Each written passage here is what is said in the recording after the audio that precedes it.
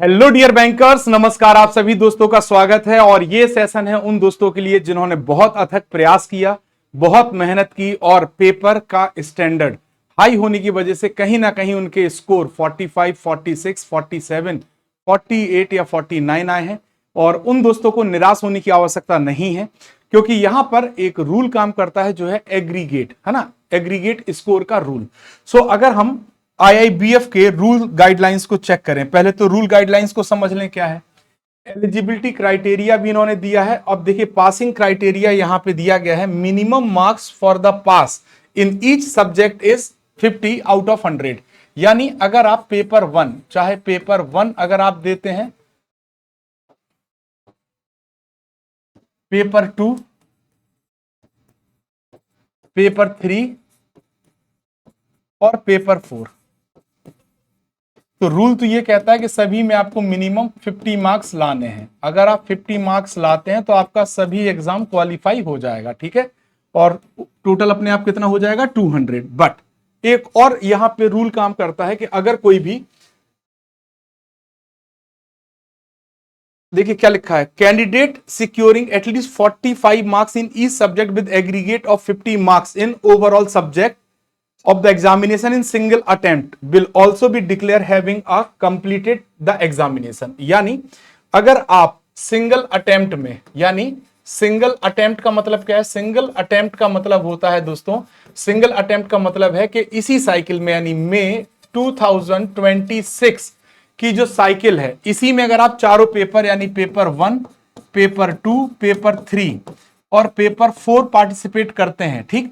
और अगर किसी भी पेपर में आपका मिनिमम स्कोर, मिनिमम जो स्कोर है, अगर किसी भी पेपर में 45 या उससे अबव रह जाता है, 45 है ना, बट अगर आप ओवरऑल पूरा स्कोर अगर देखा जाए तो ओवरऑल, और आपका ओवरऑल अगर 200 स्कोर हो जाता है तो आपका एग्जाम कंप्लीटेड माना जाएगा। सपोज किसी एक पेपर में, है ना, किसी भी एक पेपर या दो पेपर में अगर आपका 45 आ गया, है ना, मिनिमम स्कोर 45 आ गया, बट अगर आप ओवरऑल, है ना, ओवरऑल अगर आप 200 को पार कर लेते हैं तो आप क्वालिफाई माने जाओगे।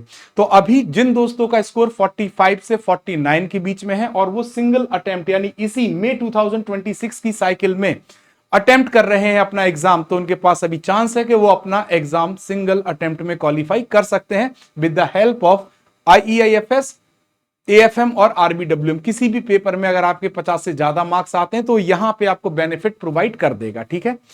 अब आता है केस उन दोस्तों का जिनका 45 से कम मार्क्स रह गया, तो कहीं ना कहीं प्रिपरेशन में थोड़ी कमी रह गई, कहीं ना कहीं पेपर जो सेकंड शिफ्ट है वो सेकंड शिफ्ट टफ था, लेकिन अगर फर्स्ट शिफ्ट की बात करें तो मॉडरेट था।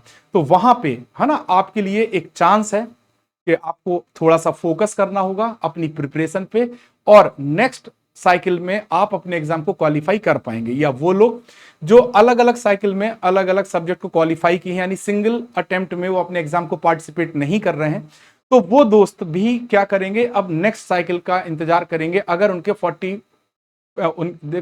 50 मार्क्स से कम है, अगर जैसे किसी ने पिछली साइकिल में 2 पेपर क्वालिफाई कर लिए, किसी का इसी साइकिल में सिर्फ पीपीबी रह गया था और पीपीबी में भी 50 से कम आए, तो अगर आप सिंगल अटेम्प्ट में चारों पेपर पार्टिसिपेट नहीं कर रहे हैं तो आपको फिर नेक्स्ट साइकिल में ही पेपर देना पड़ेगा। बट जो दोस्त सिंगल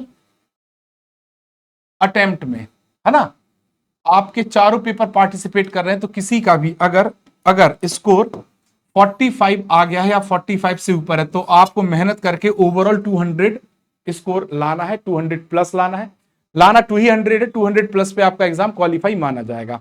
तो दोस्तों मैं फिर कहूंगा एक ही बात, सभी दोस्तों के लिए हमारी ये बात है कि मेहनत करने वाले की कभी हार नहीं होती, और जिन दोस्तों ने एग्जाम को क्वालिफाई किया है पेपर टफ होने के बावजूद भी, उन सभी को कॉन्ग्रेचुलेशंस, बहुत बहुत बधाई। आप लोग जुड़े रहिए, पढ़ते रहिए, आपके जो भी डाउट है हम आपके साथ उपलब्ध रहेंगे 24/7। जरूरत है तो आपके फोकस करने की, आपके प्रिपरेशन करने की, साथ हमारा आपके साथ हमेशा रहेगा जब भी आप हमें याद करेंगे। So thank you very much dear bankers, आपका सहयोग, आपका साथ, जो 5 दिन आप हमारे साथ जुड़े रहे, 6 दिन, और जो लोग शुरुआत से ही तैयारी कर रहे थे, सभी को तहे दिल से धन्यवाद। बहुत बढ़िया आप लोगों ने परफॉर्मेंस किया, पेपर स्टैंडर्ड था सेकंड शिफ्ट का, नो डाउट, है ना, थर्ड शिफ्ट अभी सभी दोस्त पार्टिसिपेट कर रहे हैं। तो आपका पेपर अगर टफ आया है तो घबराना नहीं है सर, फिर से मेहनत करेंगे और अपने रिजल्ट को अचीव करेंगे, क्योंकि रुकना मना है। तो थैंक यू वेरी मच, बस इसी के लिए मैं ये सेशन लेके आया था। डिमोटिवेट मत होइएगा, क्योंकि मोटिवेशन जरूरी है आगे बढ़ने के लिए। आपके लिए खोने के लिए कुछ नहीं है, आपको अचीव ही करना है, तो आप अचीव कर सकते हैं। Thank you very much friends.